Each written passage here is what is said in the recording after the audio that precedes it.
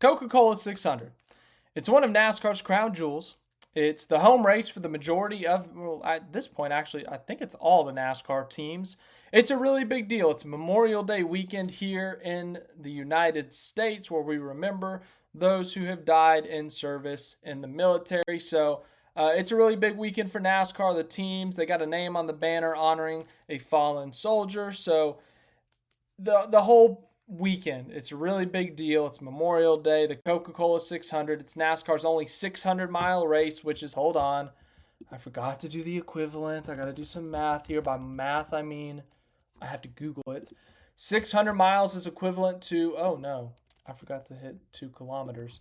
That's equivalent to 965.6 kilometers. So let's round up and say 966 kilometers. So it's our only 600-mile race of the season. It's a really big deal. It's the home bases. It's Memorial Day. You guys get it. It is a crown jewel race with the Daytona 500, the Brickyard 400, and the Southern 500 at Darlington. So, yes. Now that we have that out of the way, another unique thing about this is that this is the only race with 4 stages. Every other race has 3 stages, with stage 1 and 2 awarding stage points, and then stage 3 being, the actual race results.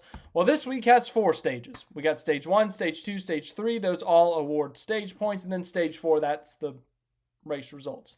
400 laps. It's split up into quarters. Lap 100, 200, 300, 400. That is your stage breaks. It's a 1.5-mile track. It's our 3rd straight 1.5-mile track for the Cup Series in terms of points races. Remember last week at North Wilkesboro, that was not a points race. But point being, it's another 1.5-mile track, which is equivalent to 2.41 kilometers. I almost have that number memorized. 24 degrees of banking. It's a little bit of a rough racetrack. SVG does have some experience at this racetrack. He raced in the Coca-Cola 600 last season, but that race was rained short. They only completed 249 out of the 400 scheduled laps. He finished that race on the lead lap, finished 28th in that race. He's raced on this track in the Xfinity Series, but something I did not know. He actually ran a test at the Charlotte Oval last month, and that helped him. I think it's safe to say, because we're about to go through some numbers. So, as you guys know, Trackhouse qualifying, it's very poor. It's very bad. It doesn't matter who it is. But the practice speed was it was quality. It was surprising. Ross Chastain really fast right off the bat, the fastest in practice, but then he wrecked the primary, and then he won in the backup car anyways. But outside of that, Shane Van Gisbergen, ladies and gentlemen, he was 14th overall in single lap speed, but he was 8th in the 10-lap average, 7th in the 15-lap average. It was like, okay, they got some speed. But remember Martinsville a couple months ago? They had speed in practice there, and, well, that race went rough too. But that's also a track that's really hard to pass, where Charlotte, while it's hard to pass at times, it's a wide racetrack. You got 3 or 4 grooves that you can work around. You can run right up on the wall. You can run right on the white line at the bottom. You can run the middle. You can make speed anywhere, and you can make passes. So anywho, as I said, practice speed for him. But once again, the qualifying speed sucked for Trackhouse, and he ends up starting 30th. Opening few laps, tried to run the top, hits the wall a couple of times. The spotter had to assess the damage. It wasn't enough to make a big difference, but because he hit the wall, it slowed him down. He ends up falling to 37th, and 37th on lap 5. That was the lowest he ran all day long. Moved up from there. On lap 42, he actually said that the car was pretty good. So yeah, there you go. He was actually happy with the car. And he was happy with the car until they got damaged. That was the only time he was unhappy all day. So they were 32nd after hitting the wall, falling to 37th. They had moved back up to 32nd right before the pit cycle started. And just a couple laps after it started, Kyle Larson spins from the lead. This is on lap 42-ish, 43, 44. And at this point, they were up to 26th. As I said, because of the pit cycle, they were able to pit, put 4 tires on it. They restarted 22nd, moved up to 18th. That was the peak of stage 1 when they got up to 18th. SVG slid at the end of the stage. He ends up finishing the stage 24th. after Alex Bowman spun. But he came on the radio and he said, oh gosh, I forgot to pull up. I tweeted out what he actually said. All right, here's what he said. He said that he doesn't know if he blew the rears off of it, getting excited, passing those guys in reference to, they had a really good run going. They were up to 18th in stage one and he just got excited or something and blew the rear tires off of it. But as I said, they ended up falling back to 24th. And, for a stage one for this team on an oval this year, that's actually a really good day considering how poorly they've run early in these races. Anyways, they finished that stage 24th. They end up having a good pit stop, restart 16th. Then on lap 119, oh my goodness, Ricky Stenhouse Jr. about sent SVG into the turf. I'll explain the turf reference later. But Stenhouse hits SVG. Shane Van Gisbergen does his best Tokyo Drift impersonation, does a little bit of a slide, leaves some tire marks down. And the funniest part is after the slide, after he collects it, he's getting past because he had to slow down. And his spotter, Josh Williams, is spotting through this. He's like, you got a car high, you got a car low, got a car with a lot of momentum, whatever. And then in the middle of all this, he goes, oh shit, good save. And it was like, this guy's like in the middle of spotting and he like takes a second to say, hey, great save, man. So I thought that was funny. And then Shane Van Gisbergen himself waits like 10 laps to say, holy bleep, that was a moment. All right. Anywho, that's what happened there between him and Stenhouse. So then we got another pit cycle. He's 20th place at this point. 45 to go in stage 2. They end up pitting, and then they end up finishing 18th in the stage. So once again, a really good result. No stage point, sure, but 18th, and we're at the halfway point of this race on an oval.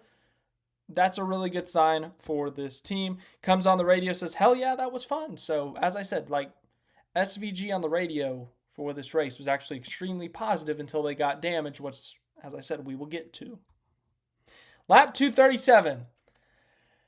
Zane Smith and Shane Van Gisbergen at one point were under consideration for a seat at Trackhouse Racing. Last year, they were both in consideration. They were both under contract with Trackhouse before Trackhouse ultimately decided to promote SVG to a third full-time car and let Zane Smith go.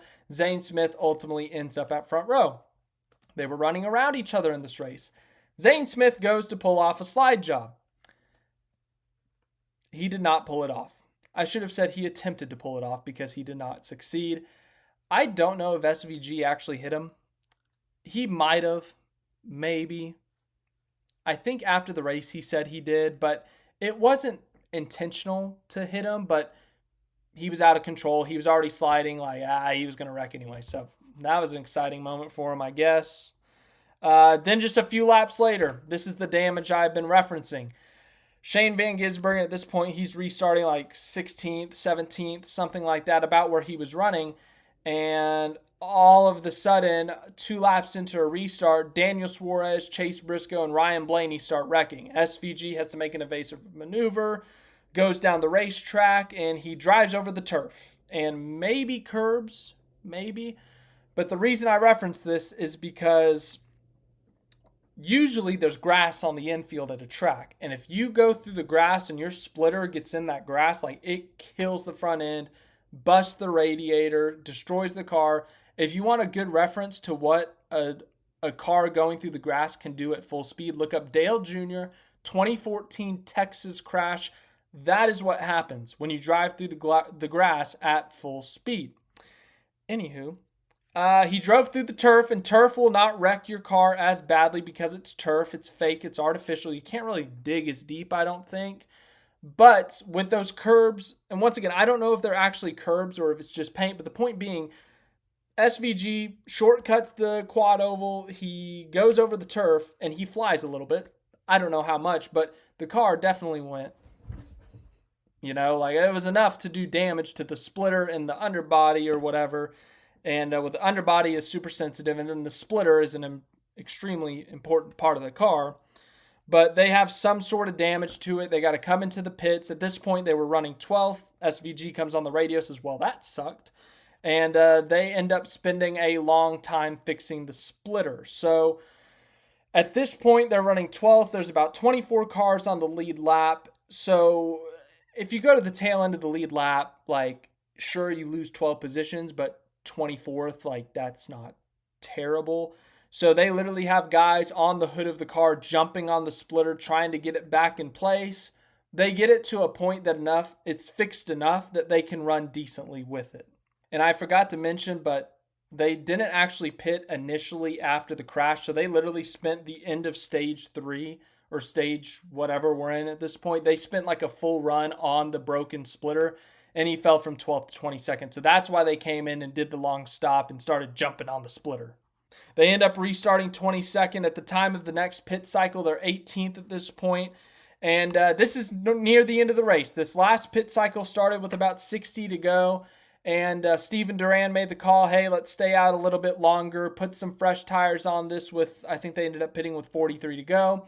And when they pit with 43 to go, everyone's pitted except for like them and Chase Elliott, I think. And as a result, they have fresher rubber. They have fresher tires. And so remember, they started this cycle in 18th.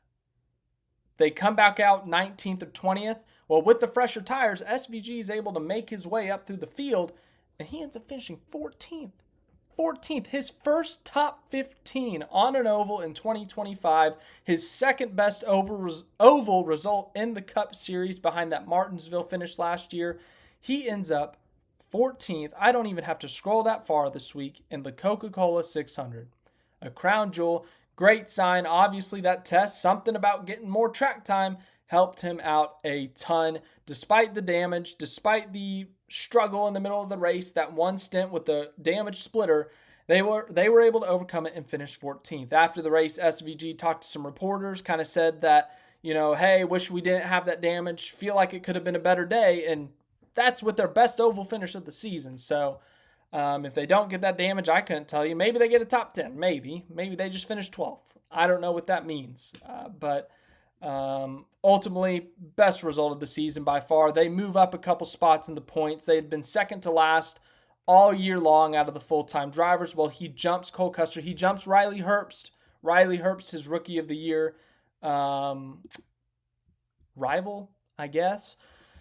I wish I had looked it up, but I would have been very interested to see what his average running position was, because I think that would have been his best all year long on an oval. But as you can see, started 30th, finished 14th. Great day for him in the 88 team. I got to get back to live stream here, but as I said, great day for Shane Van Gisbergen and a crown jewel for NASCAR. He ends up finishing 14th, his best finish on an oval this season. They are actually on quite the streak here. 22nd at Texas, 20th at Kansas, 14th at Charlotte. We got Nashville next week. Should be a fun race. We'll see how that goes. But yeah, thanks for watching this video. I hope you enjoyed it, and we'll see you in the next one.